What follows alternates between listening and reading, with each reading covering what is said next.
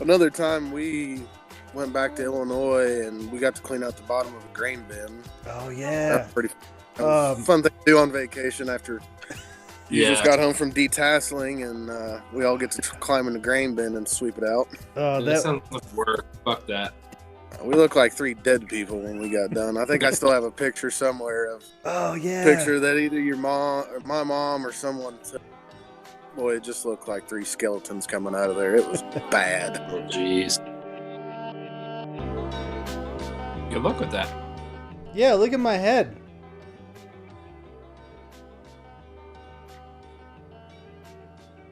It feels weird. It looks weird. Oh, Did you pass your respirator thing? What's that? Did you pass your respirator test? Oh, we didn't do it yet. But, but I don't know. After I paint all day and I come home, I'm like hard of breathing.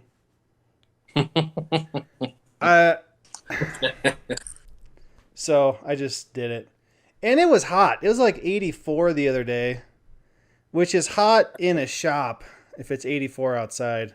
Yeah, and it wasn't super hot, but it was sweaty, and then the booth was even hotter.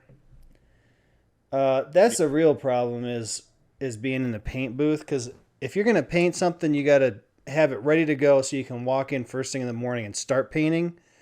Because if you got to get it ready, by the time you get it ready, it's too hot outside. Yep. And you're just trying to catch up with it all the time. It's just when you start too hot, it's too hot and you're always behind it. Yeah, even with your hot temperature reducers and activators, no, don't do that. Yeah. Speaking of hot, I went over some mountain passes and it was 55 degrees at the coldest one. The other ones were warmer. 55. And there was 4 foot of snow. Whoa. Yeah. It was 75 here today or something.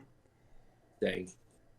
Yeah, I went and I bought a tent in Salida, and I went to Grand Lake, and I went to Hot Sulphur Springs and bought finger brake, and that's home. And I had some neighbors message me today, and they're like, hey, do you want a shrinker stretcher and a bead roller tool? So I'm going to go look at that tomorrow. Whoa. Yeah, we're going to be metal fabricating sons of bitches over here when you move down. Yeah, I saw I went on Facebook to get the picture that you text me, not remembering that you texted to me of the break, I think. When I was editing last week's, which is this Wednesday's, which you guys will be seeing last week. And I put it in this coming up one. Cool. The brake in the back of your truck. Those are overlanding, off-roading essentials. You got to have a finger brake in the bed of your truck to go four-wheeling. Otherwise, you're not four-wheeling. You need to fabricate at 12,000 feet on a mountain pass. It's some more traction, too, because those things aren't light. I'd use a cherry picker to get it out of the truck. We loaded it with a forklift. Yeah. You just have a cherry picker at home? Yeah. Yeah. I don't have a forklift, so I'd use a cherry picker. It worked.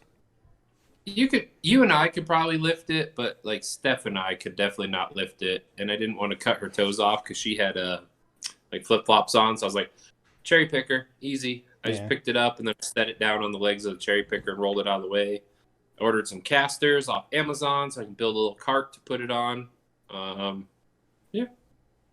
Yeah, and if you can pick it up like that, there's no use in hurting yourself. No. You just went really up there. Yeah. Is that because I went like this? I don't know. It's like when you leaned over to look at the screen or something.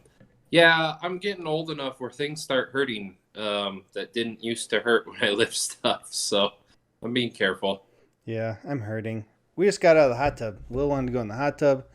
So I went in the hot tub, took a shower. Yeah, today's kind of a weird time to do this because Laura's here, her mom's here, Gwen's here, Will's running around upstairs. Oh, man. Well, do you want to do it some other time? We can do it different time. No, I haven't heard them since we started going, but when I was trying to set up, he was still running around and being crazy, so I could... And with this, it like amplifies it so I could hear every word they were saying.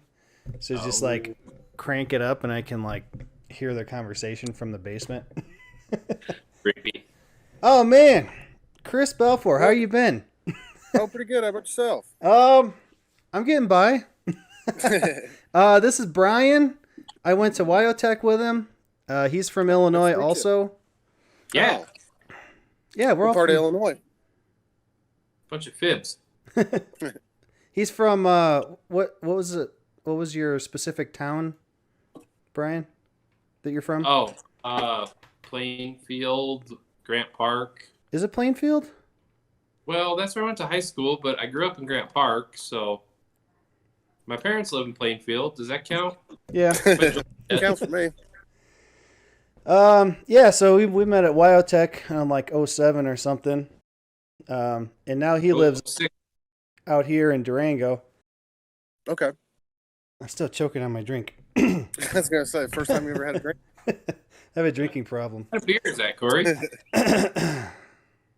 This kind.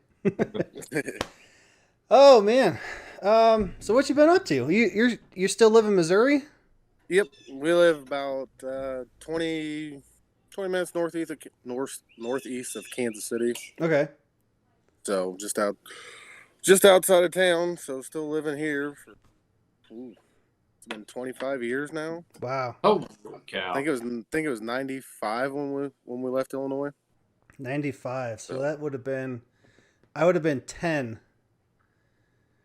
Yeah, so it would have been the summer between my 4th and 5th grade year. So probably between your 3rd and 4th grade year. I think since you're a year younger than me. I think so. Yeah, I was born in 85. Yep. So been quite some time. Yeah, I was trying to remember. I was telling you never met Laura. So I got divorced. I think the last time I saw you, you came to my wedding. Yep. So that would have been right before I went to AUTOMOTIVE and met this guy. Okay. Yeah, we got divorced in like, oh man, it was only like a year. This is before I left Wyoming. She just got kind of weird, and then one day I came home and she was gone. So that's pretty abrupt surprise. Yeah, I can imagine. Yeah, we could get into it, but we could talk about that all day. Let's not get into that. Yeah, that was bad. No need to drag up any of that old nonsense. Yeah. So I'm living with a girl named Laura now. She's got a 13-year-old daughter. You're more than living with a girl named Laura, Corey, just so you know. Oh, well, we're not married or anything. You kind of... Seems like you might as well be. We got oh man, he's going to be 5 in a few months. I was just asking him what he wants for his birthday. Oh, yeah? So, yeah, his name's Will. How old's your daughter? She's a little bit older, right? Yeah, she's 7. She'll be 8 on the 19th of this month. So. 8, man. So it's a pretty exciting time to have quarantine with a 7-year-old running around wild. Yeah. Yeah, what's it like out there?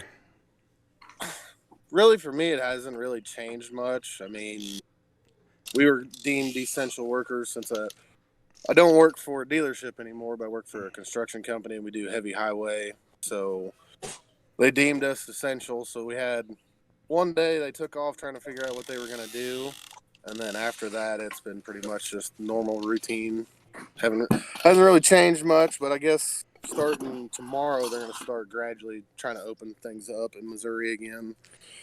Restaurants and everything will be open, but it'll be like limited dining. Like I think it's supposed to be like 10 or 20% of the occupancy, and they're going to space tables out and everything and try to gradually start opening things back up. So I guess we'll see how that turns out, but. Yeah, that's kind of what it is here. I'm still going to work every day. The only thing that changed is there's less traffic, and yeah, traffic's been really nice through Kansas City with everybody at home. And then tomorrow, so Laura's going back to work tomorrow. Oh yeah. And what do you do? She works at a daycare. Okay. Like a learning daycare. So They have like actual kind of class stuff there instead of just making sure your kid doesn't die. Yeah. So she's going back tomorrow. They got all kinds of rules. They just had a meeting today for like 2 hours about how they're going to handle everything. And I don't know. I don't think it's a good idea, but what are you going to do? If she doesn't go back, she loses unemployment. So she's got to do something. That's got to be a hard thing to do there, trying to weigh those options. I just been working. They laid off almost all the mechanics at the mechanic shop, and then I work at the restoration shop. And no one's coming sick, so we're still going. Yeah, that's kind of. We work with so many different trades as far as iron workers and carpenters and everything else, so doing bridges and highways and everything. And I haven't heard of anybody being sick, and it was kind of just take it upon yourself whether you felt good enough to go to work or if there was any things like that. I mean, there wasn't any policies brought down or anything. It was just kind of a do what you think you should do type of deal. And I said I haven't heard of anybody or known anybody or anything that I've heard come down with it. So yeah, me neither. I've heard a couple people say that they know someone that got sick, but I don't know anybody that knows anybody, that it's actually sick or in the hospital or anything. So we had a friend of mine, his mother passed away from it. So oh really? Yeah, unfortunately she lived in a nursing home and very hard hit area of the country of New Mexico, and unfortunately she got it and passed away. Yeah, my sister-in-law is a nurse at a nursing home, and they've been lucky enough that they haven't had any cases or anything of it yet, or anything like that. So, been lucky in that aspect for her anyway. Oh yeah, yep. Yeah, so everybody's here now. Laura's mom's here, and she came over for dinner, so everybody's upstairs being loud. What'd you make me for dinner, Corey? We got she made tostados. They're like, it's like a flat taco shell. Yep. With taco fixings on top. Yeah, it's just more messy. Oh, there you go. Perfect way to eat a taco the messy way. More messy. Nice. You've been listening to these that we've been making. You probably caught up on all that's been going on with me. My car's in Illinois with a blown engine. I was going to say, it seems like you kept up the same luck that you've always had. Oh, yeah. Yeah. Any update on the car, Corey? Is it coming along? Time frame? No? I haven't heard anything since they said it wouldn't be done by the end of April, and then that guy's going on vacation that's working on it. So I was thinking that it should be done by like the 15th, but that's next week already. It's pretty fast. Yeah, they told me that they'd give me a week notice when they thought it'd be done. Okay. So, I don't know. Before the end of this month, I'm hoping, because now Laura's going back to work, I'm going to have to drive the truck every day again. Ooh, yeah. And I drove that thing Friday when it was in the 80s. And if you put you can put the driver's window down, but to get it back up, you got to pull a door panel off. And beat on the motor for a while, or it comes unplugged or whatever. It's just not a pleasant vehicle to drive when it's ever. There's nothing about that truck that's pleasant. It's just a dango Dodge. It's gonna be real handy in the springtime with it raining every other day. The window doesn't roll up. Yeah, the motor's going out, so if you hit the motor, it'll go back up. But also, the clips inside the door panel broke off years ago, and it was zip tied up really nice. But I took it apart when I was trying to figure out when the motor was started going bad, and it's just never been the same since. It works its way off. Why don't you get a new motor? Well, I could get a new motor, but the plug's still gonna fall off. Oh. Maybe hotwire it or something. And there's no way to really secure it unless you epoxy it. And you'd have to cut all the wires and put a new harness end on there to replace it. I don't know. Yeah. Just a big pain. We can do it. Yeah. Yeah. I got all this stuff I got to work on, and I got nowhere to work on it. Like, I can take it to work, but I can't leave it there. So whatever I start has to be finished before I leave. Yeah. Don't have a garage or anything you can pull all that stuff into and work on? I got a garage. I got a one car I rented from this place. We live in these. They're like patio homes where there's a cluster of four of them. And the backyards all meet up and they're all turned a different direction. So we got a tiny backyard, and they have these rows of garages, kind of like apartment garages where they're in a row like that, and you can rent one. It's like $80 a month. So I got it so I could put the truck in it because the truck was sitting on the side of the street. And then I ended up getting a four-wheeler, and then I got the front end of a race car in there, and now I got a bunch of crap in there, and the truck doesn't fit in there anymore. But It's funny how that worked out. it's like down in another section of the houses, like in a different parking lot, because they didn't have any that were right in front of our house. So it's kind of a pain to get to. There's no electricity in it. It's pretty shitty, really. No electricity, not even a light bulb? No. And Lame.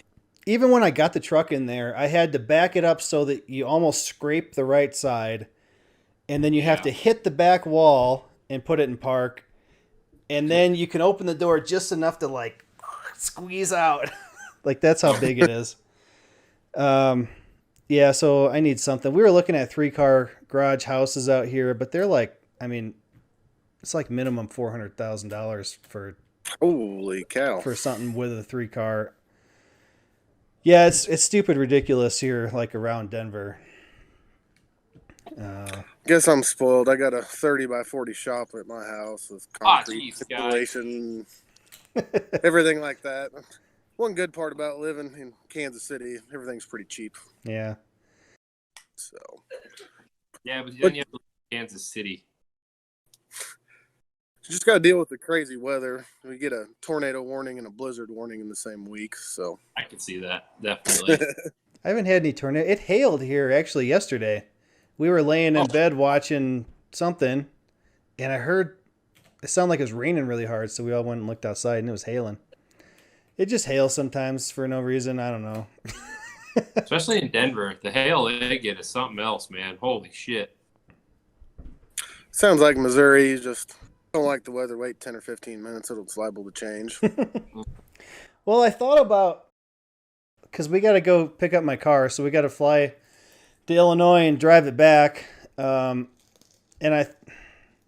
we drive out there. Well, we try to every Thanksgiving to see my family. And I thought about coming through Missouri one of those times and stopping to see you, but I guess it's not a good time to stop and see people nowadays. So I'm sure we'd be shunned on the internet if you did so.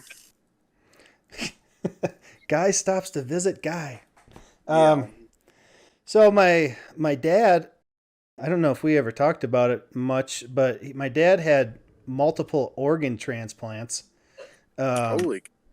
How long ago was it now? Was it like a wasn't year it? ago about? I didn't even know about it till after it happened, so. So my mom texted me one day, and she's like, just so you know, your dad had another nosebleed that wouldn't stop, and he had to go to the hospital. And I'm like, what? I was like, I didn't know he had a nosebleed in the first place. So apparently it just started bleeding, and it wouldn't stop. He went to the hospital, and they had to like surgically cauterize it to get it to stop.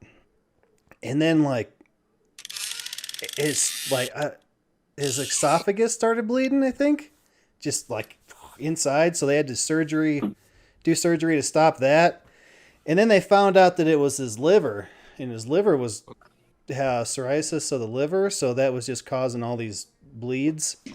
And then after that, it was one kidney started to go, and they couldn't find any donors for him. And they were doing like, dialysis for him all the time, like every week, and just trying to keep him going until they got a donor. And then they had one, and then there was like an accident or something, and the guy, sounds bad, but the guy took too long to die. Um, so the organs weren't any good, so we couldn't use that one. So like they had him in the hospital ready to go Oh wow. for when the guy came in, and then they're like, nope, he didn't make it. So it was like a month or two later, they finally found him, and they did both of them at the same time. So man, he was. We just had a video call with him like a week or two ago, and he looks better than he did. Man, when did I see him? Thanksgiving, right? I guess it would have been No, they came out here, like December. Oh yeah. Yep. It must have been like the end of December sometime or the beginning of January. I don't remember, but they came out here. Yeah. And they brought all your stuff that you couldn't bring back with you. Yeah. So when my car blew up, we had to fly back, so we had to leave our pillows there because we brought those along, and we went and bought a whole bunch of stuff that we can only get there, and we were going to bring back. We had to leave it all there. So my parents drove out here and brought it all back. So I saw him then, and he looked way better a couple weeks ago than he did then. So, yeah, he was having a hard time like getting outside to do stuff, and my mom said he's been outside doing stuff lately. So Awesome. he's coming back. And then his dad, my grandpa, passed away a couple months ago. So I suppose that's all the news that's been going around my family. That's quite a bit for sure. Yeah. We went and saw him a couple times. They still living on the same farm there? Yeah, my dad stayed there, and my mom got a job in Wisconsin with an orchestra, or managing an orchestra, in Sheboygan. So she moved up there for a few years. I don't know exactly how long, but when this started happening with my dad, she wasn't happy with that place anymore anyway, so she ended up leaving there and moving back too. So they both live at the farm. Yeah, there hasn't been, I mean, because they don't use any of the buildings anymore, so everything's like overgrown, and there's grass all over the driveway. There's trees coming in around the buildings. Some of the buildings are falling down. My dad just sent me a picture. They burned down the chicken coop the other night because it was falling down. Hey, tell them about when your dad burned down the garage. Oh no. My dad listens to this. He's going to hear me tell a story. Hi, Farger.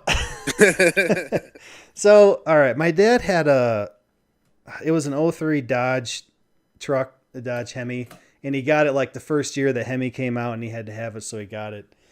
And I don't remember what year this happened. It was like, man, I was living here. 4 or 5 years ago is Yeah. right after I think I moved out here. I think that fall maybe. So probably like 2015, 16, something like that. He can correct us in the comments. Yeah. So he had his truck in the garage. My mom had her car in the garage, and he was trying to light charcoal, and it didn't light. Like he let it go for a while, and it didn't light. So he put it in the garage, and it lit, and it took the garage out, burned his truck down and the car down, and but he's got a nice garage now. It's like one car wider than it used to be, and it's actually like, I bet you could stack 2 cars deep in there, because there's like a picnic table, and he used to brew beer out there, and there's a workbench on one side, and a freezer. There's all kinds of stuff in there, and there's still room for 3 cars. So I bet you could fit. There's actually a door on the side, so he could pull the tractor in front of the cars. So it's pretty cool. He had the lines put in the concrete when they poured it, so that you could have a heated floor. Oh, yeah. So if you had a water heater, you just hook them up. But he didn't get a water heater for it yet. But man, that would be amazing. I'd love that. Yeah, I've got a few friends that built houses, and that's what they did. And their shop floors and stuff is run water pipes through it. Is it better as far as like energy paying for it? It's more efficient. The only complaint that they have is that sometimes it's too warm. Like if you're in a shop and you're working, you don't really want it to be like 80 or anything crazy like that, and it's harder to regulate the heat. But versus laying on cold concrete, it's definitely light years ahead of that. This townhouse I rented had that radiant in-floor heat, and in the garage, it was awesome. In the winter, you'd be all, climbing under something cold and gross and nasty in Colorado, and you get under there and you're like, ooh, this isn't so bad. I could crack my back. Oh man, if I just had a little pillow, I'd be fit. It was kind of nice, but yeah, the heat. You'd think it would regulate more evenly, but it doesn't. It doesn't. It's it gets hot and cold, and it's weird. Yeah, it seems like from what I've heard, I haven't been in one. Like it's got weird pockets of where it's warm in certain spots and ridiculously cold in others, but yeah. And a lot of them have gone to that ground source heating too, where it circulates and cools everything through the earth with drilling a bunch of holes and stuff. That's what you got, right, Brian? That's what I got. Yeah. I don't have the radiant in-floor heat, but I have a geothermal heat pump furnace. Yeah, it's amazing. Very efficient. Very efficient forced air system. This house here, the walls are thin, so when the guys put the windows in, they were looking inside there, and they said because the walls are so thin, it can't have like the type of insulation that modern houses have. So it's like shitty insulation. So the walls get super cold. Like in the winter, when I'm laying in bed, there's ice on we're at like garden level. So there's a shelf above my head, and then there's a window, and there's ice on the window in the winter. Like it's cold. And we just got new windows, so the house is just kind of not the best house ever. Yeah, so I was trying to remember. So we started doing this because I have like one of the reasons is because I've found that I have a bad memory lately. And too much paint for you, I tell him. Oh yeah, and he tells me stories and I'm just like, man, I forgot that even happened. So I was trying to think of some stuff that we did back in the day. Embarrassing stories or anything, good content. Embarrassing. But if you left in like 5th grade, can only be so much embarrassing. Yeah, I guess we were young enough that we couldn't have done anything too stupid. It was just kind of like, damn kids. Yeah. You didn't have any power equipment or cars or anything really crazy.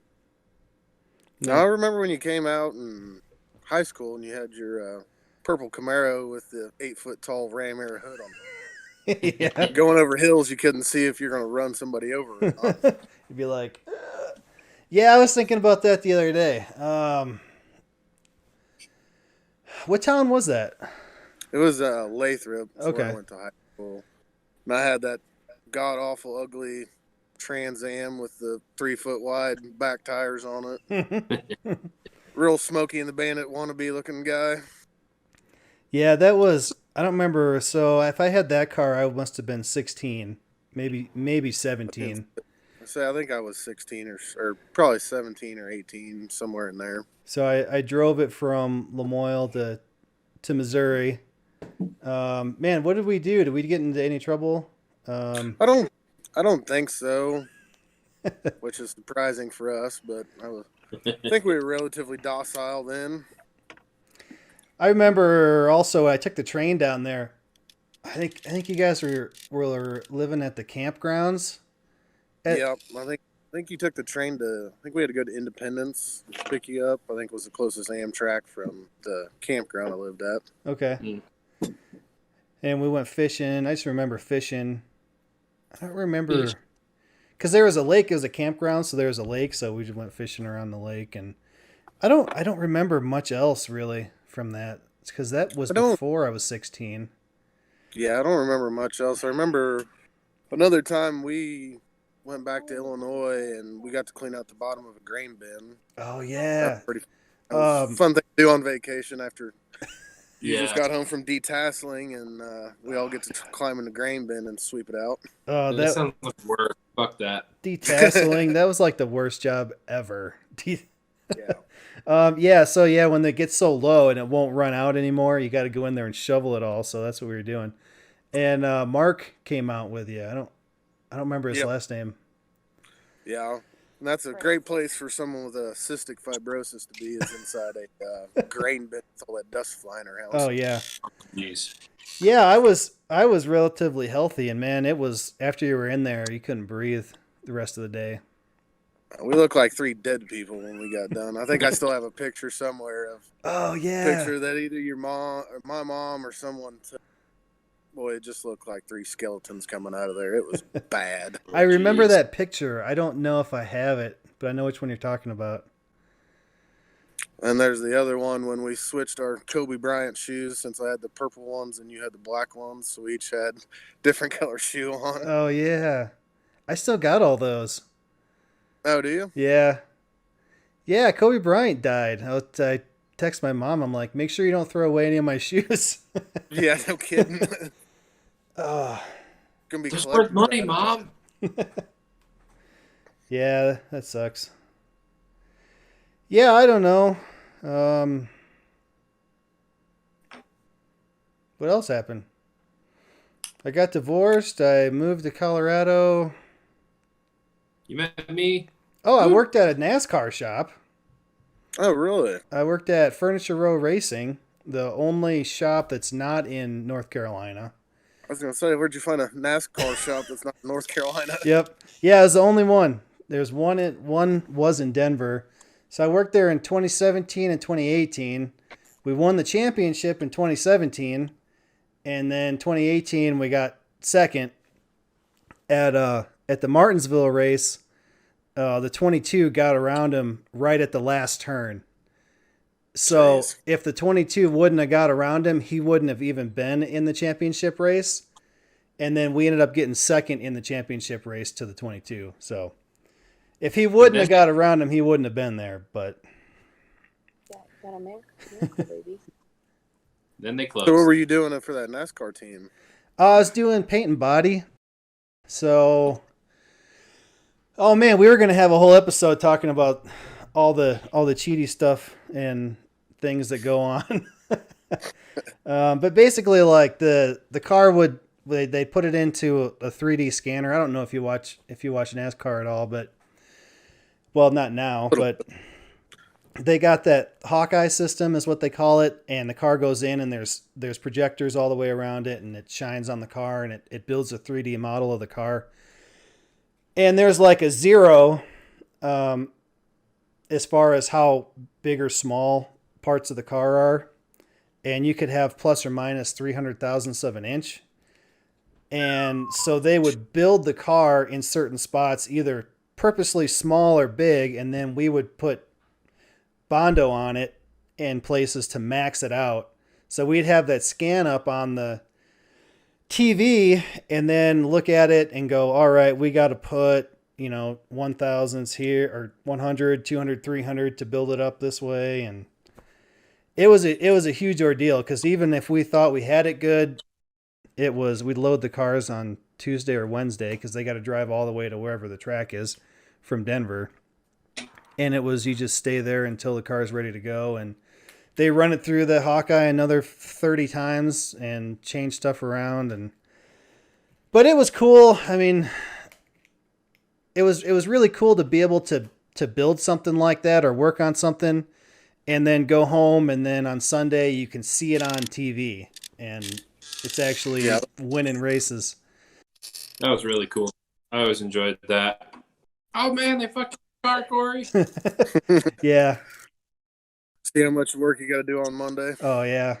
I almost got a job at Penske. I had a couple interviews there, and then Joe Gibbs actually called me. I don't know. It's probably only 4 or 5 months ago now, and they said, "Hey, we got a job if you want it." And then Laura said, "Hey, I don't want to go." So we didn't go. We stayed here. Yeah, it puts a bit of a hinder on leaving. Yeah, we even went out there. For the 2018 championship, we flew out to North Carolina, and I did the interview with Penske, and we looked at houses for a couple days, and we were all ready to go. But then a year later, things changed, and nobody wants to go anymore. You went to A lot of time to thinking. fun. And I'm painting cars now, which is fine. There's nothing wrong with it. It's just hot and it's hard work, but I'm really just I don't really have to do any of the things I don't want to do. I just sanding cars and masking them and painting them, and that's really about it. And that's fine. I don't want to do the heavy rust repair or the mechanic stuff or tearing cars apart or putting them back together after they're painted. I just want to paint them, and if someone else can do the rest. Got a lot more patience than I do about that kind of stuff. Some things have gone bad. We've had to do multiple paint jobs multiple times. Now, there's been a couple. There's been 2 cars in particular that gave us a whole bunch of trouble and ended up having to paint them like 2 or 3, 4 or 5 times before they were right. God damn it. And it wasn't like I just screwed it up. It was like something happened and then something else happened and then something happened. Fucked it up. Paint ran. And Corey is one of the best painters I've ever seen. You started painting at Terry's, seriously, right? I mean, we did some stuff, but like at Terry's, you were really painting in it. Just like he'd lay stuff on, and you'd just be like, "Not touching it. Gonna look worse. We're not touching it. Looks good." Just put it together. Just natural. Just walked up and just started spraying and. Okay, not touching it, not questioning. I think I'm just like, I'm too picky about everything. Like if I'm going to do it, if I'm going to spend like all this time on it, I'm going to do it right. And of course. Was just good at it, I guess. I don't know. Very good. Naturally very good at painting. It's better than, I worked at Frontier at the airport for a while doing maintenance on all that crap out there, and that sucked, doing mechanic work on all that stuff. And this is much better. But yeah, we stayed working because there's 4 of us in the shop and then the manager, and that's the only people that work in the building. So there's not a whole bunch of people around. We can kind of do whatever we want, and there's not people looking over our shoulder, and it's pretty easy going place. And I'm in a field truck, so I don't really have to deal with much. I send my timesheets and stuff in. I don't have to go to the office or go to the shop. I just get a call from my boss on what's on the schedule and where I need to go.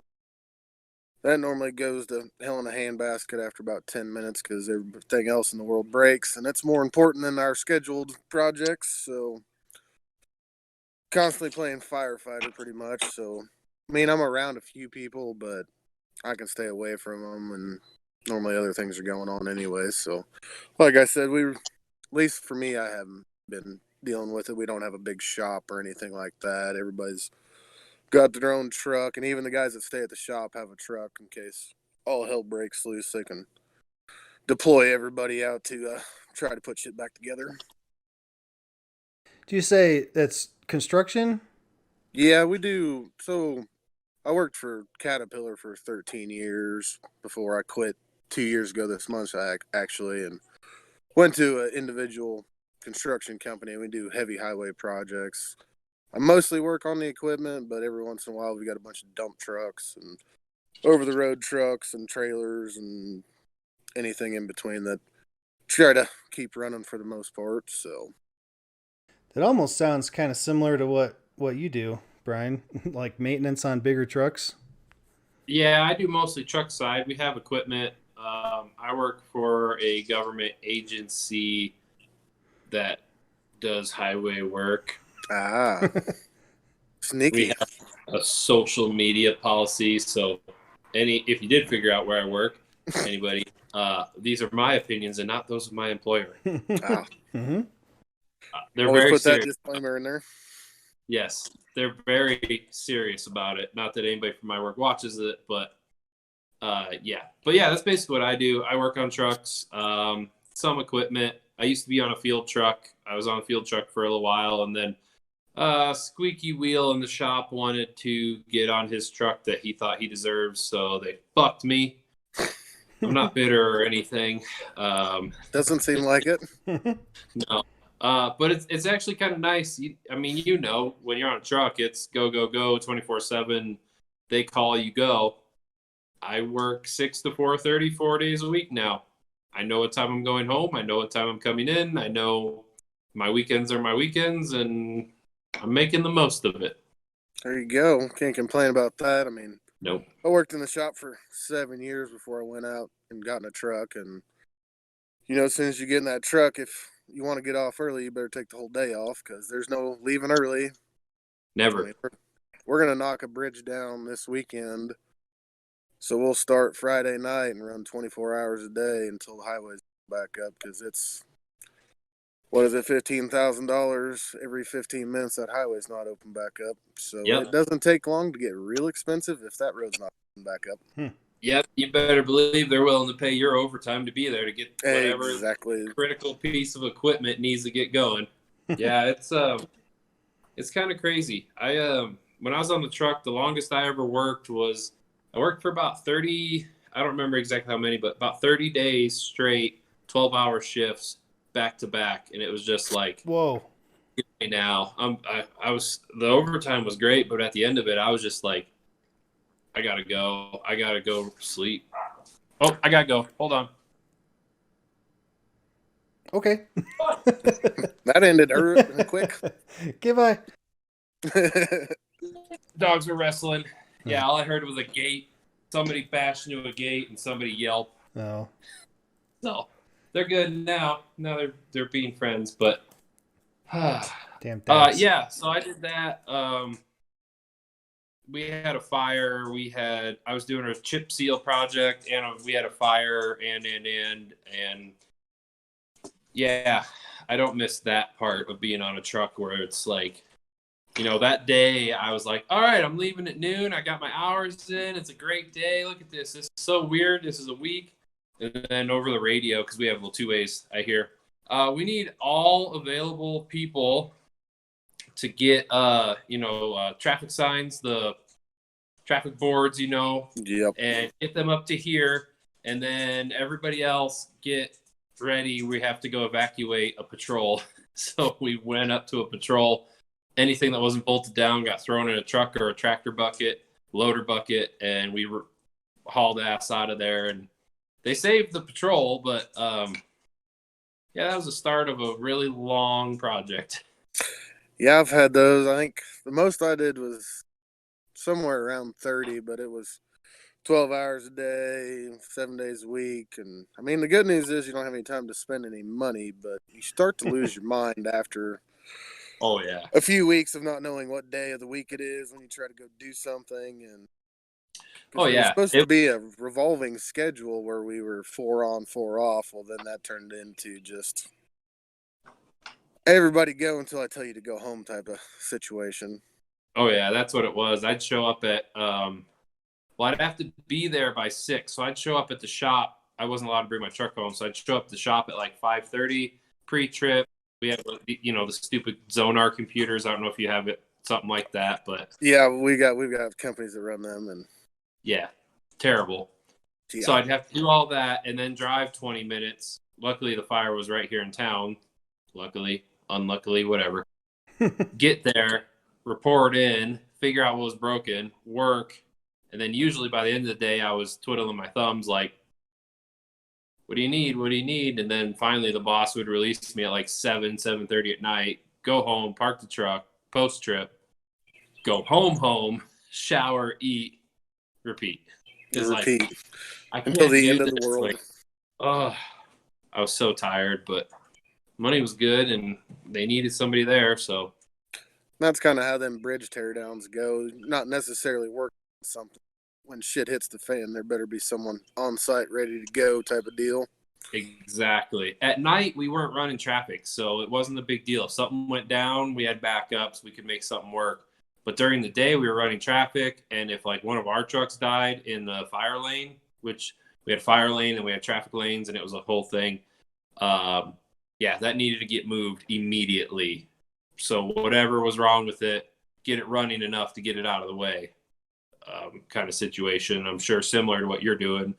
Yeah, we did a big project on the southern side of Kansas City with one of the interstates where we were doing lane expansions and overpaving and everything like that. And so you'd get a lane drop till a certain amount of time because rush hour, they'll shift lane drops from direction to direction. And more than once, something would die in that lane drop and you'd have 20 minutes to get it running before they start talking about fines. And yep. And they love to start talking about those fines. I'm on the other side of that. And they're like, oh, well, if they don't do this, we'll just fine them. And it's like, does that really help anybody? No. Yeah, like, we understand it's a dire situation, but, like, we're trying here. We're not just like, you guys will figure it out. Mm. Yeah. It's not like you're leaving the lane closed for, like, 3 days. You're like, shit, they're supposed to be open at 4:30. It's 4:28, and this truck's dead. Shit. Yeah, just give me some time to get a tow truck or something to drag this thing out of the way, or I'll try to get it running until then. Give me time to get a damn chain at least. Come on. I think at the airport they had a similar thing, whereas the plane has to leave at this time, and like for every minute after that time, somebody's getting fined if it's not leaving. So like the catering trucks would drive up to the back of the plane, and then the whole box would lift up to the back door, and those things would break down like every other time they used them.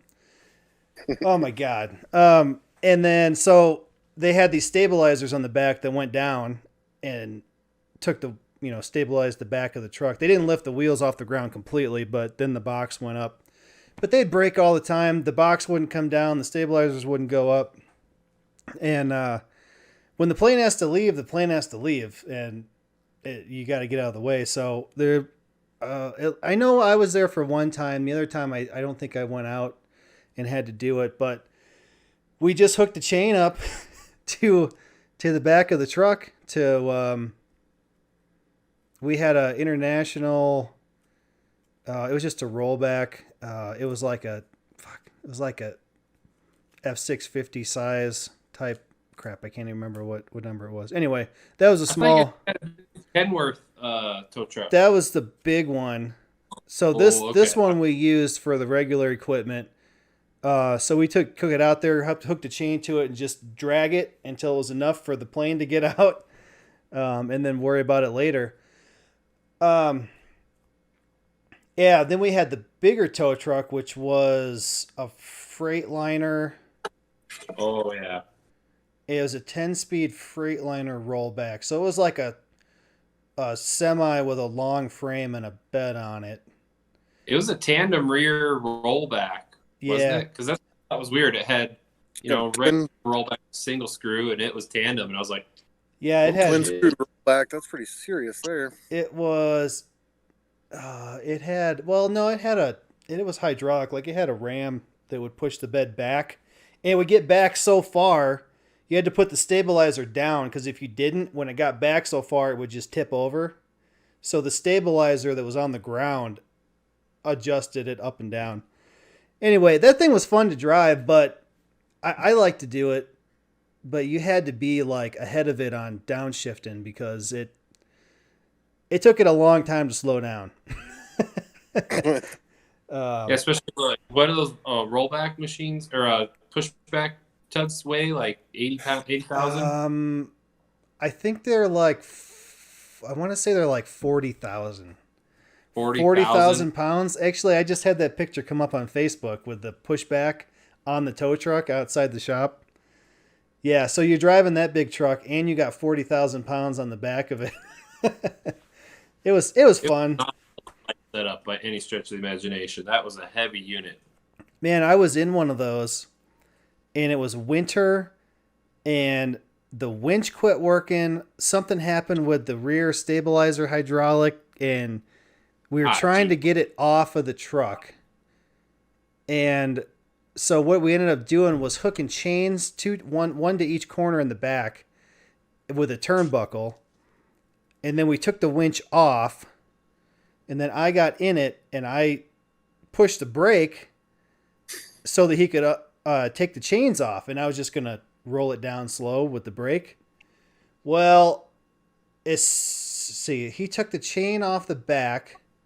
The second I let off that brake a little bit, it was on the ice. So the guy didn't clean the snow off of the bed.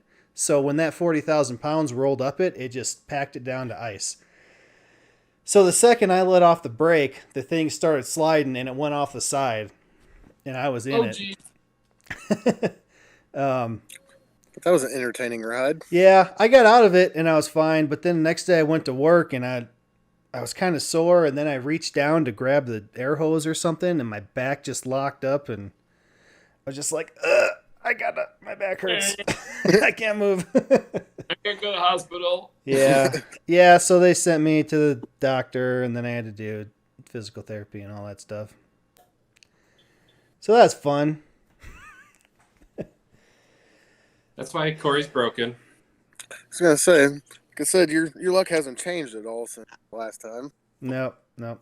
Since I've known Corey, he's been going to the chiropractor since he's been like 20, I'm pretty sure. Yeah, I've been going on and off. They at Frontier, when I was doing that, they hooked me up with this medical massage place.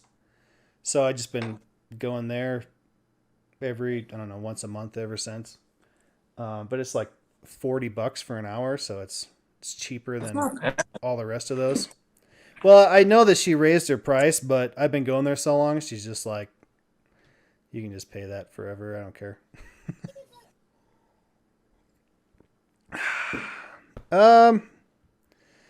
What else you been doing for fucking 25 years or however long it's been?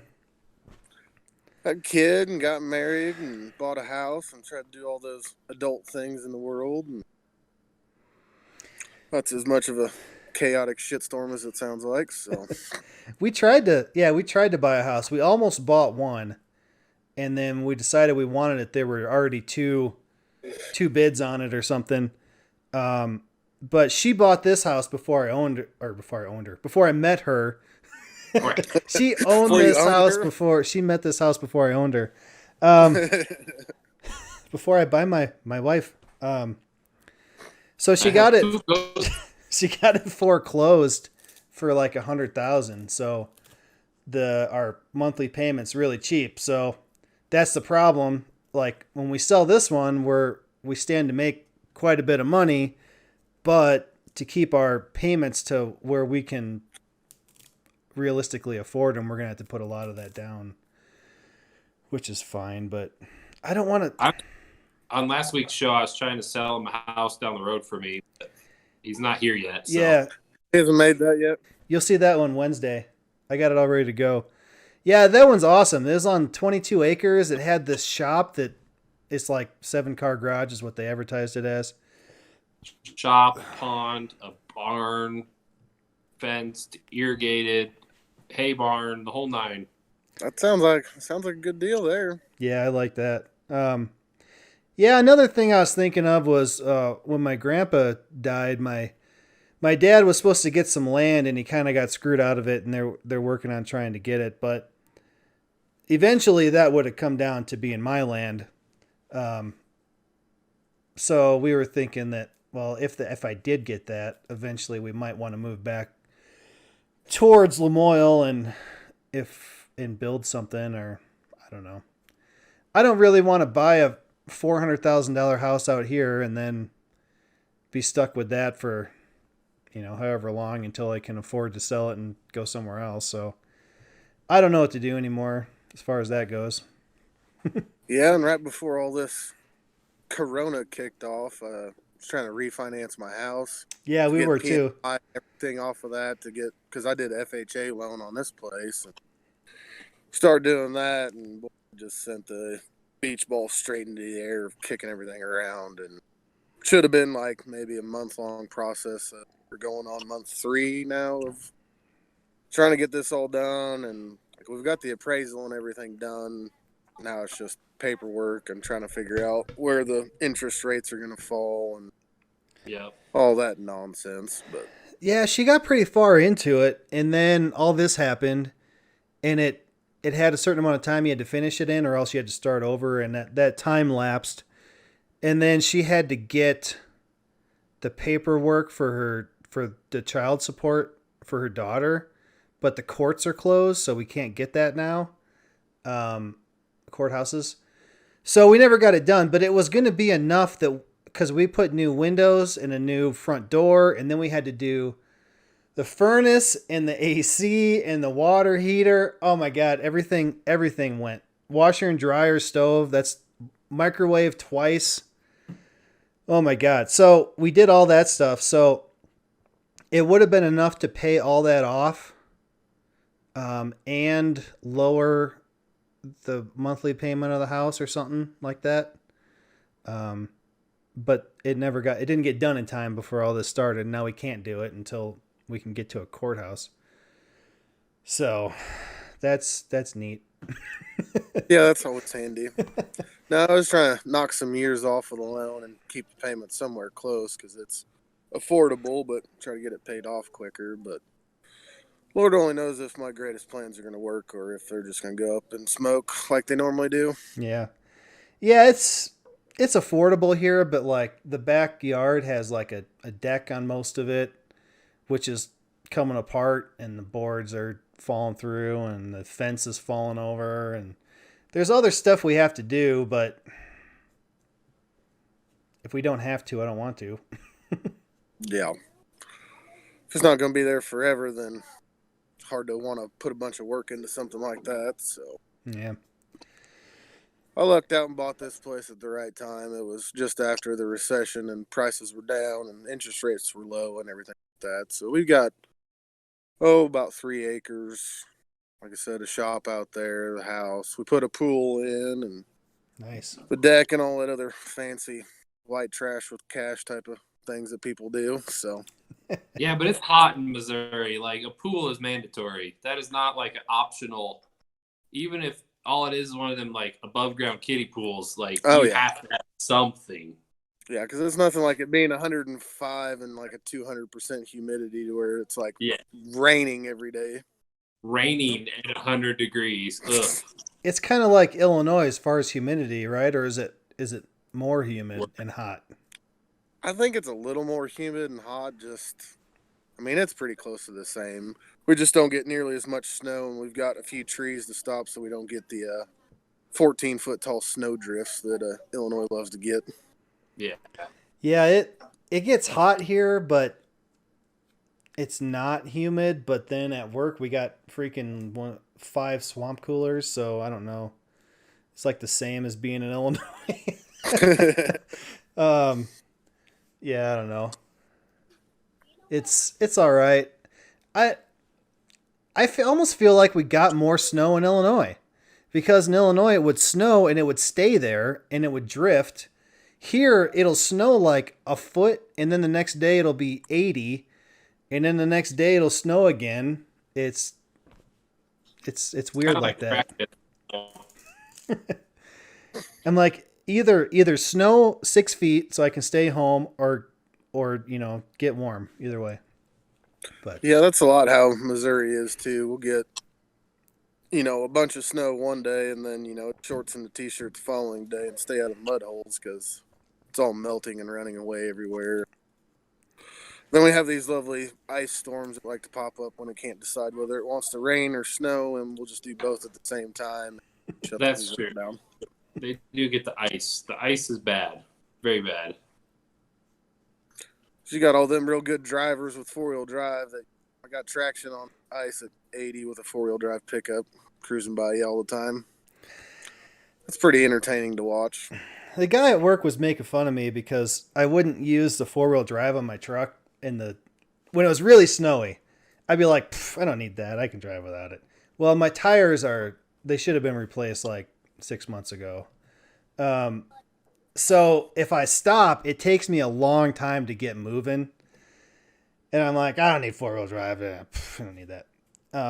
And then I did it one day because I wanted to actually just get home. I didn't want to screw around with it. So I put it in four-wheel drive, and man, big difference? Yeah, like it even turns better. I mean, it's way better. But I guess I'm thinking more like growing up in Illinois. Like if you're driving down the country road and you go in the ditch, you want to be able to turn four-wheel drive on to get out.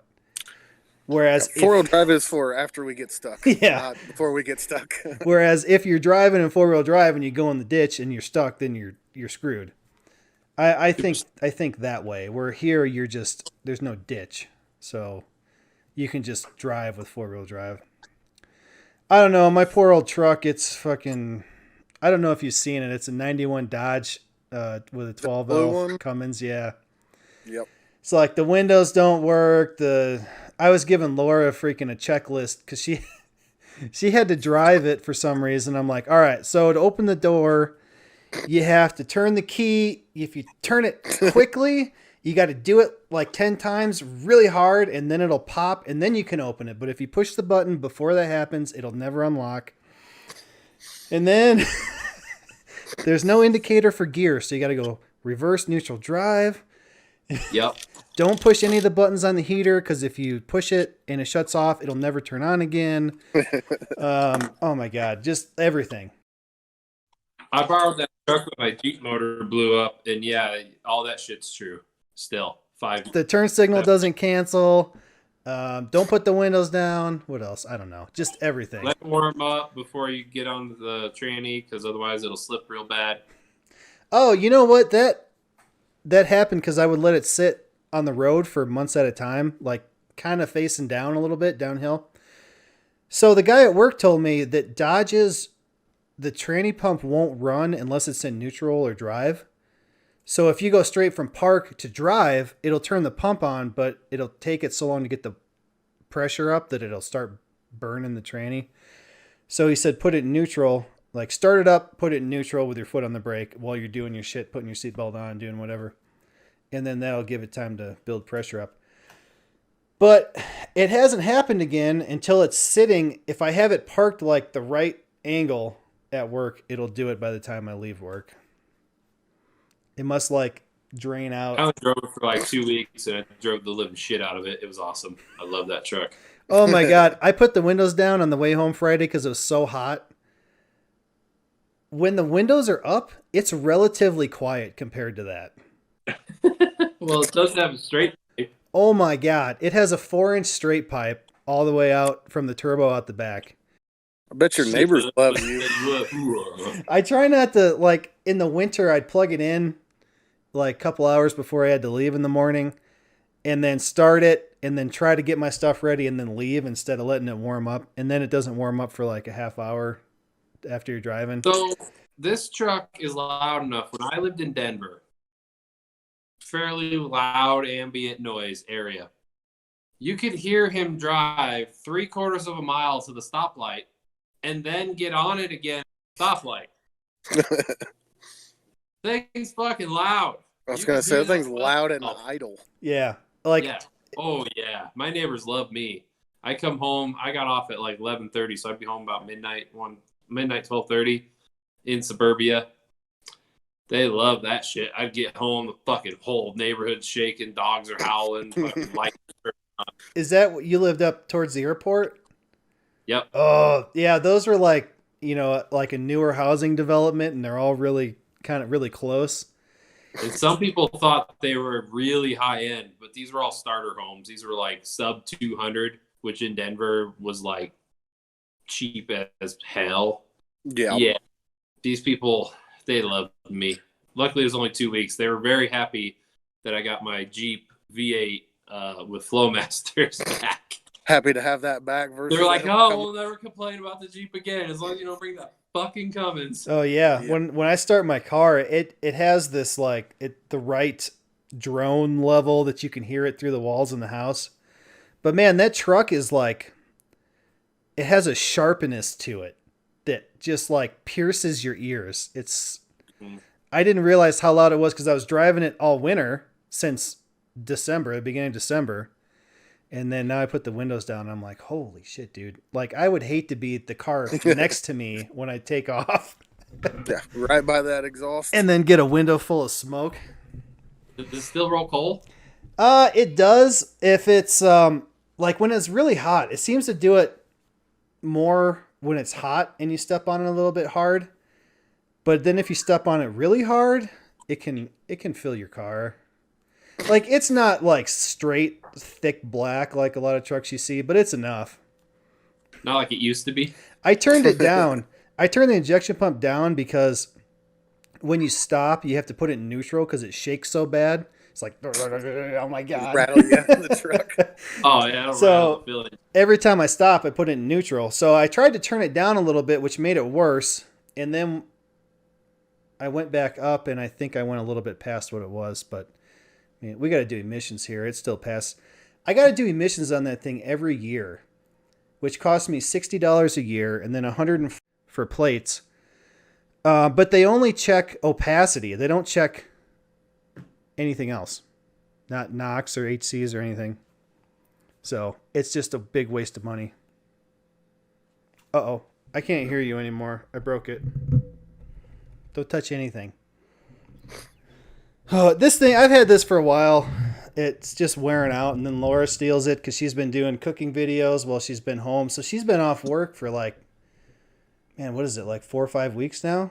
Finally going back. After all this, the whole world shutting down, I got 1 day off, and that was just because I was on the toilet so much I couldn't go to work. I've gotten no days off, so suck it, Trebek. Yeah. A friend of mine works public works at a town up the road, and he got 120 hours banked PTO because they let everybody else off for 4 weeks, but he was essential, so he had to work. So he's got 124 weeks off now. Whoa. Oh, I didn't get that. here's a free month off since you're essential. Yeah, where's my 3 month off? I was essential as fuck. Yeah, and I had to use a vacation day to take that day off, and I still need vacation days to go get my car. So I'm going to be out of vacation days when I do that. Took a whole vacation day to poop. Jesus Christ. I could have found something better to do with my vacation day, but Stay at work. Just like looking at the calendar, like, I think I'm just going to poop this day. just gonna poop all day Monday. You guys need me. At least you guys get vacation days. I don't get any of them. What? So with ours, you can take a day off, but you don't get paid for it. But they take a certain amount of money out of every hour that you work, and then they just cut you a check every 6 months. Oh, okay. So they take like $1.18 or something like that for every hour that you work, and put it into a bank account, and then just cut you a check. So if you want a day off, you can have it. You just don't get paid for that day on that. They take $1.18 out of your pay, or they pay you an extra $1.18? They pay me an extra $1.18. Okay, so So like the way our pay works is there's like $17 or $18 an hour that go into our benefits that you'll never see, and then there's a certain amount that you see. So like my health insurance is provided, my pension's provided, the vacation fund, all that kind of stuff's all lumped into what you can consider your hourly pay, but you'll never see any of that, and then you get the kind of the rest. But only thing that comes out of your checks, like your taxes, stuff like that. There's no all the extra funds for insurance and all that other kind of stuff. So, are you guys union out there? Yeah. Or no? Yeah. Yeah, I went to union whenever I quit my job at the dealership, and then went to this construction company. So, yeah, I was gonna say it sounds a lot like a union setup. They got some goofy pay things, but you can take as many days off as you want, basically. Basically, as long as you get it cleared, you can take as much off as you want. That's as long not as you bad. can afford to do it, type of thing. That's what's kind of cool about where I work is there's only 5 of us in the building. So if I want to take a day off, I'm just like, hey, next week I got a thing, and then he gives you a hard time because that's what he does, and then he's like, all right. I got a herpes test on Friday. I'm going to be leaving early. like even I was just like, hey, my water heater started leaking one day, but I'm trying to think of a better example. But basically I can say like, hey, I won't be here tomorrow. and it's fine. Like, unless I'm like in the middle of painting something and I have to finish it the next day, it's not going to put a dent in like, progress for what we're doing, because the restorations take so long. So they're there for like a year. But like billable hours, we got an app on our phone, and we just put in there with like, go through, find the customer, find their car, put in what you did, put in how many hours. So then you get like billable hours for the month or for the paycheck versus how many hours you worked, and then you get a bonus depending on your percentage of billable hours. So like if I screw something up and I got to repaint it, that goes on warranty work or non-bill. So don't screw it up. Yep. Don't fuck it up. Man, freaking this stuff is so expensive. Like a medium cup of clear, like a 20-ounce cup of clear is $100. Jeez. And that's not enough. Holy crap, man.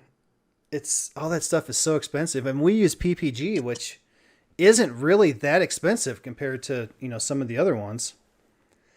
So that's why I never got.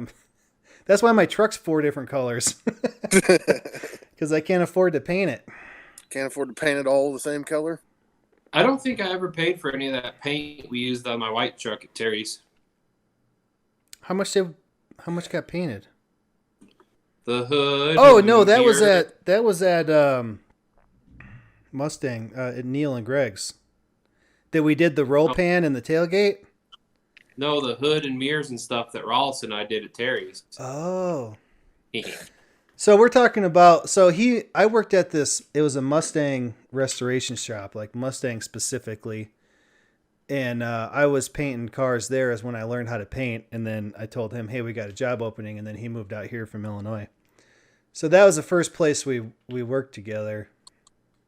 And then I went to a different Mustang shop. Before that, I worked at a different Mustang shop.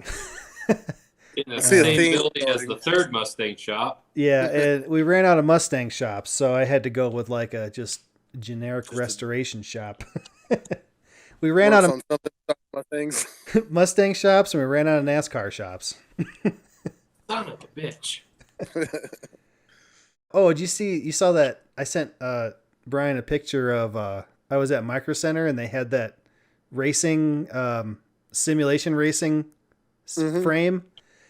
It was, looking at it again, it's not as cool as some of the ones that those guys they showed them using to do some of the real NASCAR drivers were using, but it was just like a seat with a Logitech steering wheel that I wanted, and then it had 3 monitors. It's like, oh, How much was it? It didn't have a price. They just had it set up there. It was kind of weird. I was trying to get out of there. It was the first time I went out into public with like all of us had our masks on.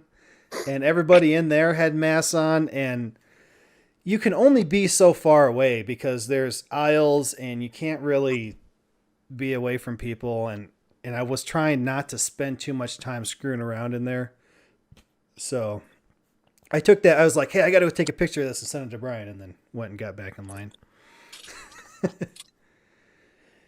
So, yeah, Laura's been making masks. She made freaking... Because she has to wear them at work now. Yeah. At daycare. So she wanted a new one for every day. So she had to have at least 5. I think a new one every day? A different one every day so she can just wash them all on the weekend. Mm. But she's got a big piece of fabric, and then she'll trace them all out. And there's got to be like freaking 30 of them on there. So I don't know. She's making some for my mom and my dad too. Oh, cool. We can send to them. So I can't go see my parents when I go get my car because all those surgeries, my dad's immune system's bad. I can't go see my grandma because she's like 90. Oh. So I'm just going to go. We're just going to fly in, get a rental car, it's in Dixon, Illinois. Drive over there, get the car, drop the rental car off, and then just start driving. Just like get the hell out of there. There is this place we got to stop. There's a farm. And they have a table sitting out front with big mason jars full of maple syrup and honey that they have there. And it's like $5 a jar or something. It was What? super cheap. Yeah, we got 2 jars of honey and 2 jars of syrup when we were out there. So I want to stop. And there's just a can. You put your money in and then you take it, and they just trust you. The best places. Yep. I want to Where stop. they still trust human beings. Yeah. And it's just like on this country road that you'd never drive on unless you lived out there. Are you going to go to the Dixon Cider Company? Dixon cider jugs? Jokes. That's all I got. How long does it take you to drive from Louisville back to Denver? It's 14 to 16 hours, depending on how many times you stop. You got to stop 3 times for fuel, I think. But a lot of times you got to pee more times than you got to stop for fuel. You got to stop at the rest stops, pit stop style, like pull in sideways, long ways, run in, do your business, run back out, get in your car, and go. Yeah, when it was just me and Laura, it was fine. But then when we had kids, well, then when Will was in diapers, it was fine also. But when we actually got to stop and let him use the bathroom, he actually wasn't too bad, but we had to stop more times than just the two of us would. I don't know. It's not too bad because like after you drive for 8 hours, you kind of start to be like, fuck, how much longer could it possibly be? And then after like 12 hours, you really start to lose your mind. And then you still got, Start to go a little zany. you still got like 4 hours after that. Yeah, I drive from here to Pittsburgh twice when I work for the dealership to work stuff out there, and get on I-70 in Kansas City and drive 18 hours and never get off the same highway to do anything. And start to get a little bit zany and weird after about hour 10. Man, does I-70 go all the way to Kansas City?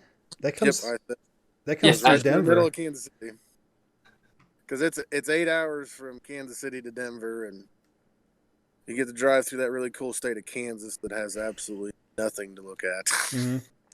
Yeah, I will say that about the great state of Missouri. It is a welcome sight after driving through fucking Kansas. We at least have some... The B-1 bombers or whatever, the stealth bombers, yeah, right off the interstate. We have the B-2s. They're right there outside of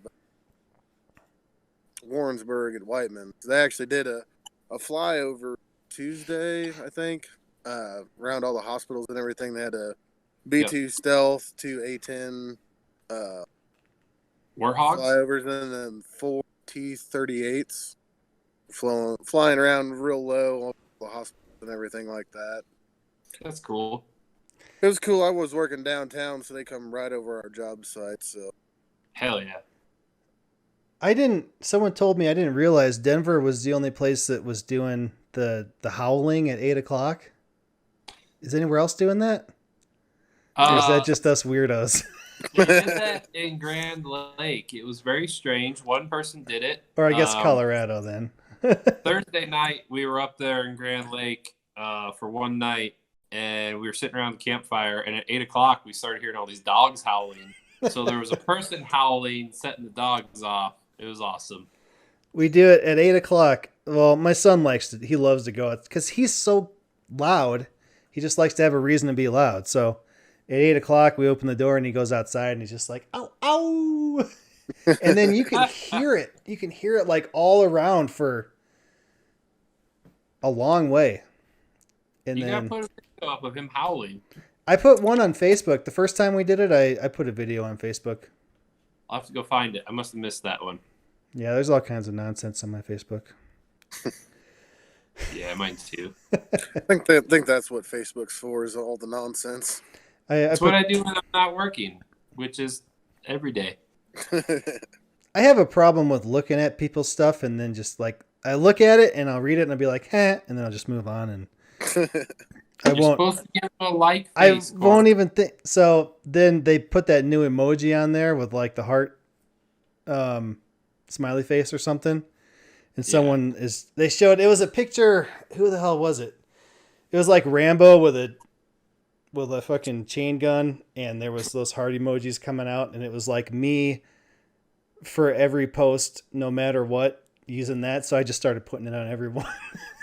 Yeah. I call it the Care Bear emoji because it's like I clicked it just to mess with it because somebody had one of those. So I was like, yep, you're getting one. And it's like, this is the show that you care about somebody, something or other. And I'm like, whatever. Care Bear it is. Boom.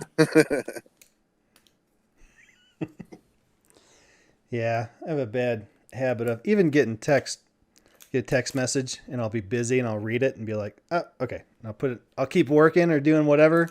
And then a week later, I'm like, fuck. Forgot all about that. Fuck. Damn ADD kicking in again. Yeah. Yeah. Oh, we were talking about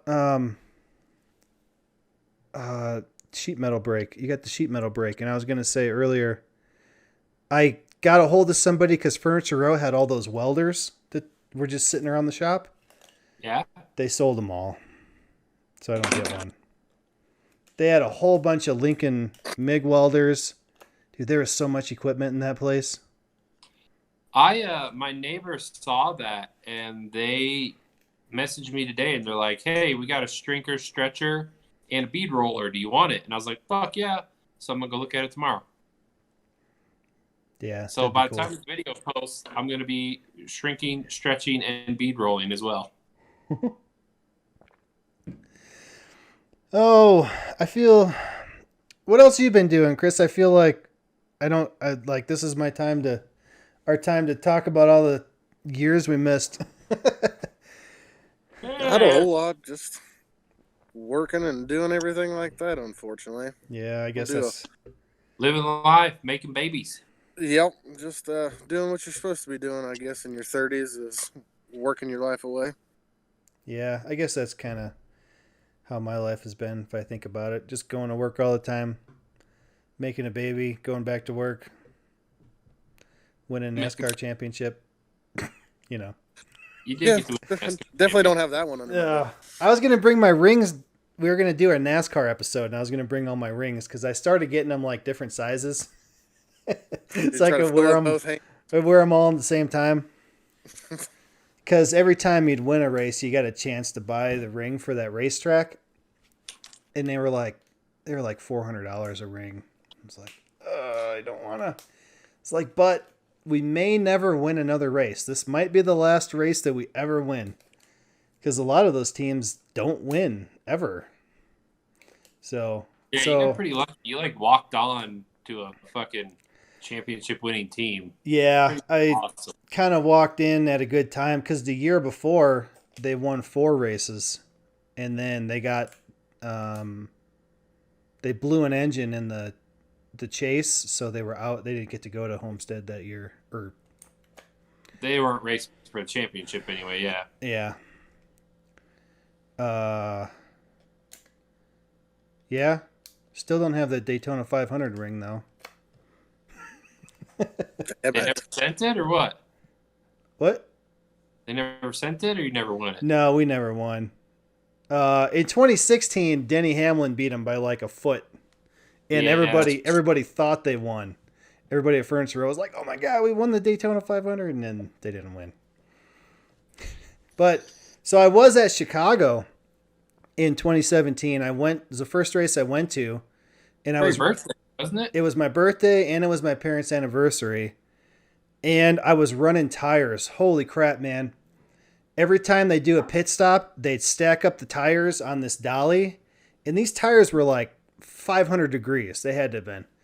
Plus, it was in Chicago in September, so it was hot and humid and mosquito-y.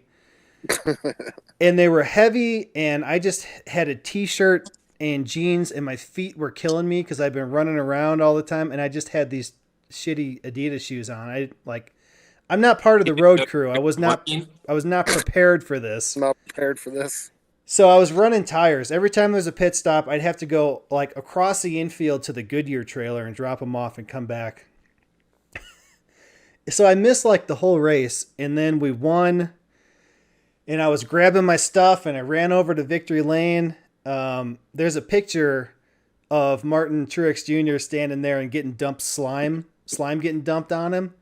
And I'm behind him, like over to the side a little bit. It was awesome. In Victory Lane. That was the picture they ran in the newspapers and stuff, when they talked about sports. Corey was in it. It was awesome. Online and everything. I got to do that. That was awesome. And then we left there. We had to put new tires on the back of the car because they tell them, hey, when you do your burnout, make sure you blow the back tires so that you destroy the crush panels on the insides of the quarter panels so they can't tell. They can't inspect them. So Can't we tell did how bad that. you guys are eating. So we did that. We went. Then they have Furniture Row had an RV, which was the most badass RV I've ever seen. And then Martin had his own, and we went over there and we drank beer, and then we got on the private jet, and we flew back to Denver that night. And then I went to work Monday morning. But that was a long day for you. Yeah. So I think we landed around midnight, and then I had to go home and take a shower and Where'd get you to guys sleep. take off from in Chicago? I don't know. I'm not sure. How long was the drive from the track to the airplane? Hell, I don't know. It was probably. Oh my god, I don't even know where we stayed. I was so lost. I didn't know where we were. Kids these days. I'd have to do a little looking around and figure out exactly where we were. I don't know. Anyway, so I got home at midnight, or we landed at midnight, and then I had to drive home and then go to sleep, and then I had to be at work at 6:00. And then the rest of the road crew didn't come in until like 10 that day. Son of a bitch. Come on. Getting screwed everywhere. So that was cool. I went to that race, and I went to Martinsville in Virginia and sat on the pit box and watched the race. So might be this is the only time probably I'll get to do that. I'm glad I got to do it. But unless we move to North Carolina. Probably not in the cards anymore. Yeah, I don't know, unless, 5 years from now or something, when her daughter's 18 and we can go do whatever. But, I mean, by then I'll be an old guy. You already know that. Yeah. I know how that goes. I'm an old guy too. Don't feel bad.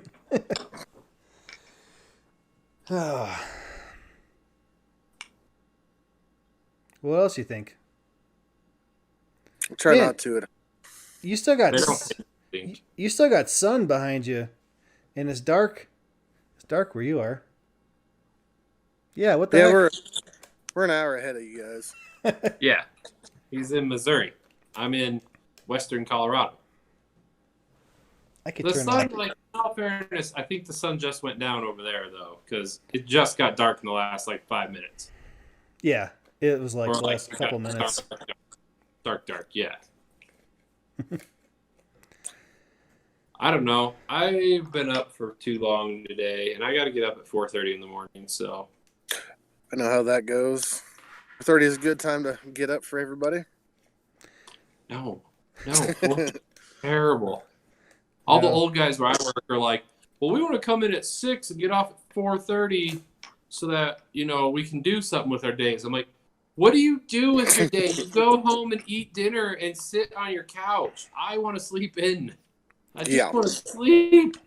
Well, that's what was cool about the race shop is we got off at 3:30 when it wasn't a day we were loading the car. So it was 6 to 3:30, and then I'd be home by 4:00. Whereas now I don't get off until 5. And then I don't, well, when there's normal traffic, it's almost an hour to get home. 45 minutes to an hour to get home.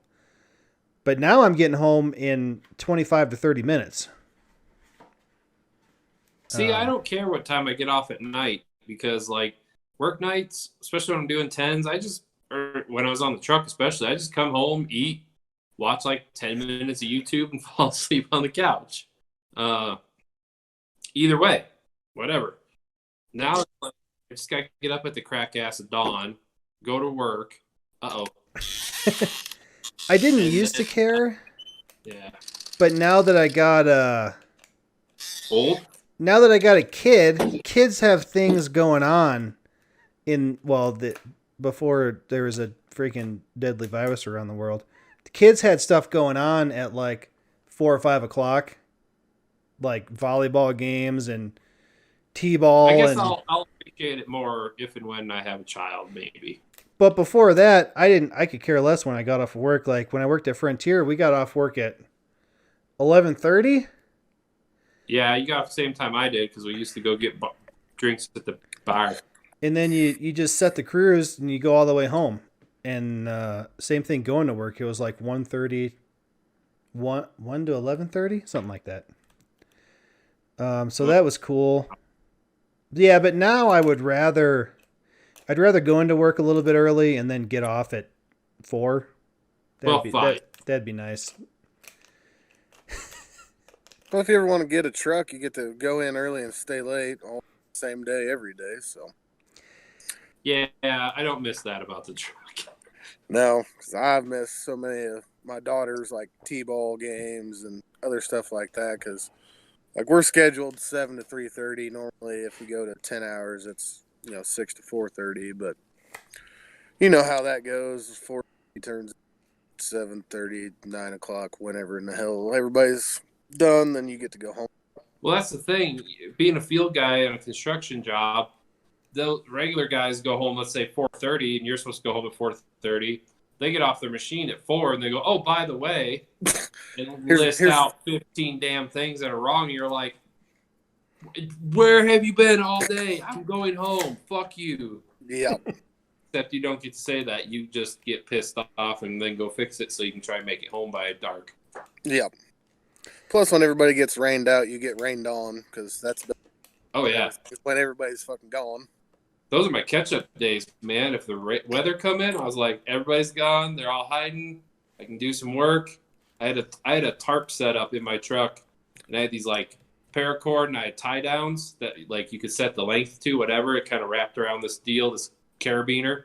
Man, I'd set that up over whatever and just bust out whatever I needed to do. It was beautiful. Yep, I got a couple tarps and then an old patio umbrella that I shortened it down and just kind of stick it up wherever to get out of the sun or the rain or snow or whatever nice coming in that day. Yep. Yeah, at Frontier, it was kind of like there was a guy that would be on service calls that day, so you'd carry the radio, and then they would call you. Well, you'd have to bring in so many preventative maintenance jobs for the shift that night, but also if they could call you and be like, hey, this catering truck is stuck on the plane on this gate, or belt loader won't start, you go out there and look at it. If you can fit, I mean, that's the thing there is like I had a toolbox I'd bring in the truck, just like a handheld one. If you can fix it out there, great. If not, you just load it up and bring it back to the shop. So you didn't have to work on it out there, but they kind of give you a hard time if you brought something in that ended up being too easy, but just kind of like, shut up. Nobody wants to lay out underneath in the sun, on the concrete, in the airport with fucking idiots driving around all over the place. Oh my God. Yes. Oh man. The funnest thing about working out there was we went and took a golf cart a few times and just like explored those tunnels that go underneath all the concourses. Yeah. Man, there's some weird places down there. It's kind of spooky. Did you find the aliens? Well, there's supposed to be aliens down there, but did you find them? We didn't find them, but we found places that we were scared to be in. So that was cool. It was a cool experience. Like the money was bad and it was hard work, but it was cool to be out there and see all that stuff, how it all works. Yeah. So yeah, and then at the race shop, I made more money than I ever had, and I think at this place I'm making a little bit less, but if I get the bonus, then it ends up being a little bit more. So it's not bad. Laura's dad got laid off. I told you that he was trying to hook her up with a job through the place that he worked. Well, then like this week he got laid off. Like, holy crap, man. Oh, thanks, guy. So she's just going to go back to the daycare until she can make something else work. Yeah, we did a hiring freeze, which makes me sad. They're talking about furloughs next year. Like, they haven't said what, but a couple of years, back in 2009 when things were bad, like everybody had a furlough day every month. So hopefully not that much, but we'll see. Oh, so you'd still be employed there, technically? Furlough day once a month or something. Okay. Yeah, I don't know. I got onto I was trying to get on at Lockheed Martin, the space place out here. Space place. Before I found this job that I'm at now, and I opened it up today just to kind of look through some. There's freaking 600 jobs in Colorado that they're hiring for. But like 95% of them are engineering, so I'm just like scrolling. I don't have an engineering degree, so I can't do that. You get a train whistle and go in and be like, I'm an engineer. Yeah. Just wear your striped hat, and here we go. I might still get the job, and then I'll get you a train whistle and a hat if you need it. I had one. I had a wooden one that you sound like a train. There you go. Oh, now he's got dogs. Uh-oh. Yep. The deer are making their nightly pass through the side yard, freaking the dog them up. Yeah, ours love to do that too. Which the deer don't really care about the dog at all. Just kind of look at him like they're dumb. Just wander on. So, yeah. But they got to feel tough, so they go out there and bark every night. Yep. Especially because the one that's barking at the moment's, I don't know, maybe 10 pounds and about 8 inches tall. So, go get him. I heard that in places like California where there's mountains nearby, that since there's no people out and there's no traffic, that animals like freaking mountain lions and bears and stuff are making their way into cities. And then, did you hear about the murder hornet, murder bee, murder wasp? Yeah, whatever? I heard about that yesterday. F everything. I'm tired of this. Every month there's some new horrible plague. I'm done. It's just like, oh, good. That's exactly what we needed. Yeah. We're about to live through this deadly virus. Now wait for this flying thing to come kill It's you. like this big, dude. The things are huge. It was big, and it had big pinchers like on its face. Yeah. Yeah, I don't know about that. I'm over it. I'm done. I'm going to lock myself in my house. Bye. I was like, man, if the whole world gets shut down and I don't get a week off, I'm going to be so pissed. But everyone's going back to work. And then if it doesn't end up working out and it comes back worse than it was, then you might get a week off the second go round. I'll take a week off. I could get some time off, but that might mean that my company shuts down, because I think it was kind of close to, whereas if we did have to shut down for a couple of weeks, then he was just going to close the company, because the owner doesn't make money off of the company. He just kind of does it for fun, and he puts it all back into the company because he's so rich that he doesn't take the money. So he doesn't really. I'd love to have those life problems. So those are the good problems to have. I'm so rich, I don't give a shit. Here's a restoration shop for charity. I'm just going to open 2 shops for fun, just because I got nothing better to do. Yeah, I don't know. Yeah, well, I guess I'm lucky enough that I'll be able to afford to get my car back, and then. Yep, we're all lucky to be working. That's what I keep telling myself. Lucky enough, I'm still going to work every day. Oh, Laura's dad's been giving her those lessons on stocks and Ameritrade and stuff. So yeah. I went on there today, and she kind of showed me how to make an account, and yeah. I transferred some money to it, which is going to take a little bit, but I'm going to start doing that, and then it'll pay out every quarter. Basically, it'll pay you something. So it has a potential to give me a little bit of money every quarter, rather than putting money in there and not being able to touch it for like 30 years, you know? Yeah. So I'm starting to kind of learn about that. Hopefully I can make a little bit, because where I work now, there's no retirement plan. There's just like, there's a health insurance, and that's it. There's no dental or vision or 401k or pension or anything. So I'm going to try to work that and see if I can figure something out. Nice. That'll be cool. You have to report back. I got to wait so long for the money to get there. But you know what's cool is I wanted to get into it now, because the market, like, it basically crashed. So if I can get a couple good ones right now, I might have the potential to make a little bit, you know, in a year, you know, or whenever it comes back up. Yeah. Oh, so yeah. I guess if there was ever a time to do it, it'd be now. Buy at the bottom. Yep.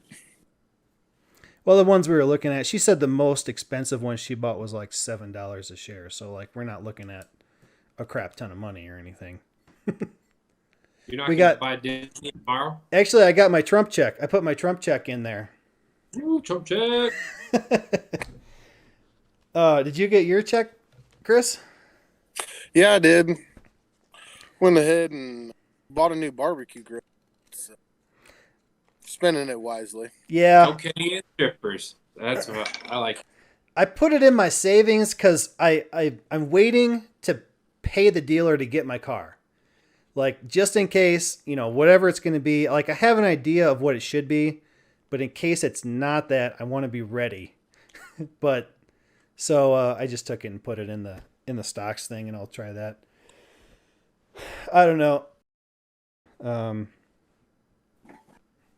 If it works out, I'll let you know how it works.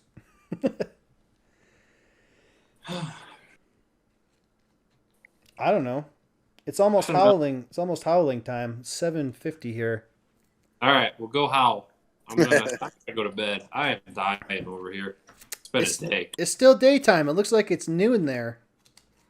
I know, but I gotta take a bed. I've been taking a bed off of a truck all day, a 4x4, and tomorrow I gotta lift it off, and I'm just tired, man. Yeah. Get, No, I'm extremely bad at sleeping. Like Friday night, I edited our last episode, and then I was up till.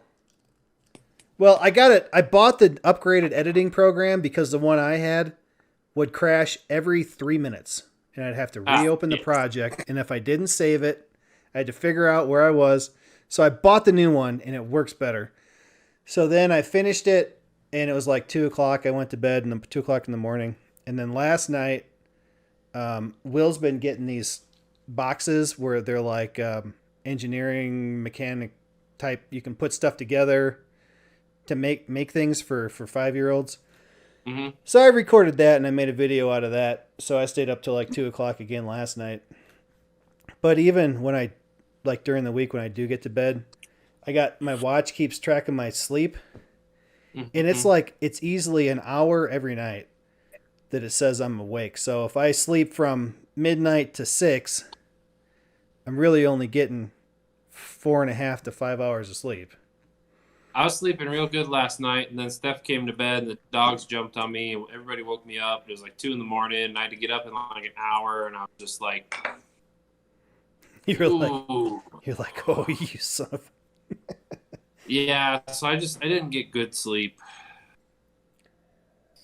Yeah, my daughter loves to do that when she gets scared or something like that. She'll come running into the bed and she snuggles next to mom and then kicks me in the face, Yeah. ribs, and anywhere else. I get kicked in the I'm nuts giving like this up every and going to day. the couch. I don't have real kids, but I have fur babies that do about the same thing.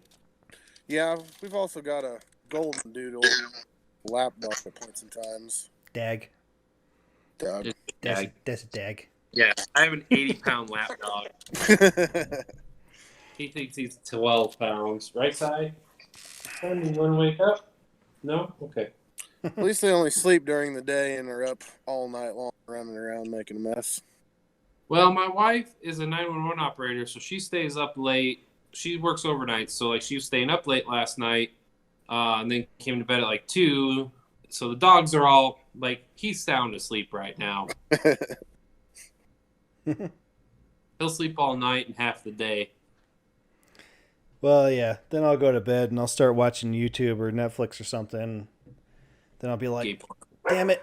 I got to get up in 6 hours. So, yeah, well, I don't know. Yeah, I suppose we could, I'll let you guys go. 8 minutes till howl time.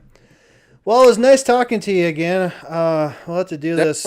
We'll do this more often. When all this crap is out of here, like I said, we drive to Illinois every November for Thanksgiving. Maybe we can stop by one of these times or something, or Definitely something like that. Because I never met his wife or kid, and he's never met Laura or my kid. It's been a while. Yeah, definitely been a little bit. So yeah, Yeah, she sent me a message when we first started doing this. She's like, "Man, you should have Chris on there. He remembers all the stuff you guys used to do." I So, don't know if that's a good thing or not. I'm just glad there weren't any camera phones when we were younger. But oh yeah, oh my god. Yeah, I'm glad that was not a thing when I was in high school or college. Started to become a thing in college, but Oh man. So, well, Gwen, Laura's daughter's 13, and she came in today, and she's just all like, "Well, my friend, like we used to be able to call him he, him, and then he wanted to be called they, them, and now he wants to be called he, him again." And I'm just like, "Shut the fuck up." It's like, I And can't this handle is- it, this is little like- kid. she's like, I was bisexual, and then I was lesbian, and then I thought I was pansexual, and now I think I'm a lesbian again. And I'm just like, I said something like, you guys just need to do whatever you want to do and not be like, hey, look at me, look what I am, and put a label on it. Just do what you want to do and shut up about it. yeah, Just Go do whatever you want to do, wrap it before you tap it, and have fun. like, I don't care what you do, just leave me alone. It's just like it's like a part. It's like a club. Like they're part of a club and they're super excited about it. I don't know. Maybe I'm old, but I'm just like, who cares? I don't care. Just go do it. Whatever you're gonna do it. No one cares Leave me alone. about what I want to do, so I don't care about what yeah. yeah. Just go do whatever you're gonna do. Quiet about it. Not her specifically, but I guess I spend a lot of time on the internet and on YouTube and stuff, so I see this crap pretty often, but it gets kind of exhausting to me. Yeah. All right, I gotta go howl. Yeah, we could do this again sometime. I mean, we kind of just do it. His schedule got all screwed up, so we're just kind of doing this whenever we find a free day. But when we get back to a normal thing, we could do it again. Or we only had a few people on here so far, and we're not super famous yet, but one day. We're gonna be YouTube famous soon. Don't you fret. Don't There you you go. fret. Getting all that good YouTube money. And then I'll have my garage. So All cool. right. Well, Nice meeting you, Chris. Hey, it's nice to meet you too. Don, appreciate it. Good luck out there. Stay safe on the highways. Gotta dodge all the stupid people that don't know what road cones or arrows are. yeah. Yeah, and flashing lights just attract them. Be careful. Yeah, I was gonna say it's just a beacon for them to drive towards. And I feel like the idiots right now are extra idiot. Now They that are. there's less traffic. Just wait till they open everything up and they let all the idiots that've been trapped up for a month and a half. I can't even imagine. Awesome. It's going to be stupid tomorrow because There'll be like bumper cars everywhere tomorrow. I'm probably glad I'm driving the truck tomorrow because I'll be extra protected. It's like driving a tank. Battering ram that you're driving to work. So yeah, then we got to say, well, good luck with that. Good luck with that, everybody. Good luck with that. All right. We'll see you next time. Yeah, we'll see it. See ya. Oh, he hung up on us. Oh yeah, that happens when we have somebody on. He doesn't know about your show.